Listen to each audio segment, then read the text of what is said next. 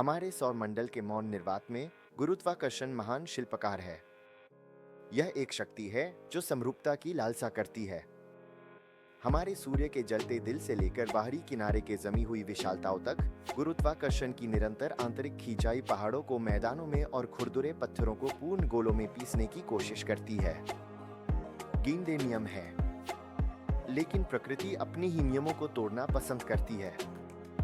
यदि आप आंतरिक यात्रा करते हैं, बाहरी सौर प्रणाली के अराजकता को पार करते हुए और शनि के छल्लों की शांत बर्फीली गलियों में प्रवेश करते हैं, तो आप विद्रोहियों को पाएंगे।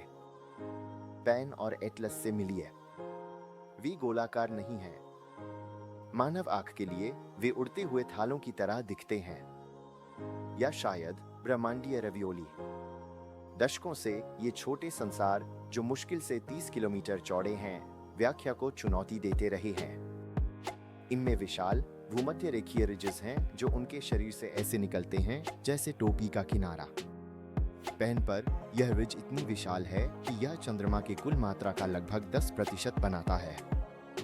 इन असंभव आकृतियों को समझने के लिए हमें चंद्रमाओं पर नहीं बल्कि उस वातावरण पर ध्यान देना चाहिए जिसने उन्हें बनाया। पैन खाली अंतरिक्ष में नहीं तैरता, यह एक चरवाहे की तरह कार्य करता है। यह इनके गैप के भीतर कक्षा में है जो कि शनि के शानदार ईयरिंग के अंदर अपने लिए उसने साफ किया है। हम अक्सर शनि के छल्लों की कल्पना मोटे अव्यवस्थित क्षुद्र ग्रह क्षेत्रों के रूप में करते हैं जो विज्ञान कथा में देखते हैं। वास्तविकता कहीं अधिक अस्थिर करने वाली है।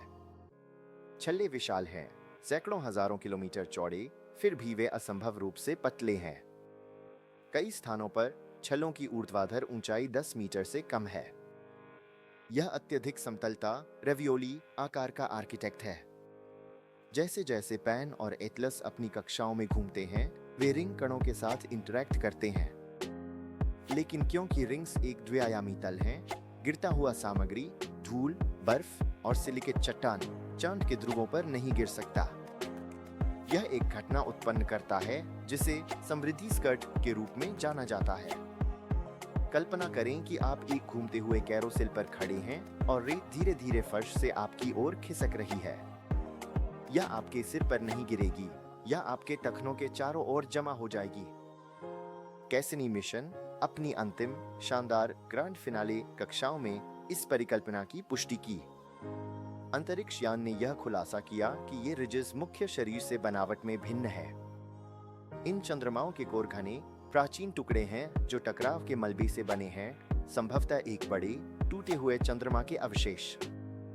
हालांकि पहाड़ियां चिकनी और छिद्रित हैं। ये ठोस चट्टान नहीं है, बल्कि नरम इकट्ठा की गई बर्फ के ढेर हैं। क्योंकि इन छोटे चंद्रमाओं की गुरुत्वाकर्षण बहुत कमजोर है, रिंग के कण बेहद कम गति से टकराते हैं, लगभग चलने की गति। ये सतह पर गड्ढे नहीं बनाते, ये बस उतरते हैं। ये चंद्रमा समय में जीवाश्मीकृत विशिष्ट क्षण है। घना कोर प्रारंभिक सौर प्रणाली में हिंसक विनाश की कहानी बताता है। नाजुक थाली के आकार की रिजेस उस शांत कोमल संचय की कहानी बताती हैं जो इसके बाद हुआ। ये 2 अधिनियमों में निर्मित विश्व हैं। पैन और एटलस एक गहरा अनुस्मारक के रूप में कार्य करते हैं कि भौतिकी केवल समीकरणों का एक सेट नहीं है, यह विविधता के लिए एक तंत्र है। शनि के छल्लों की अद्वितीय चपटी ज्यामिति में गुरुत्वाकर्षण ने एक गोले के अलावा कुछ और आकार देने का एक तरीका खोजा। इसने हमें सौर मंडल की सबसे अजीब कलाकृतियां दी, और वे वहां चुप्पी में बर्फ के बीच तैरते हुए इंतजार कर रहे हैं, हमेशा छल्लों की निगरानी करते हुए।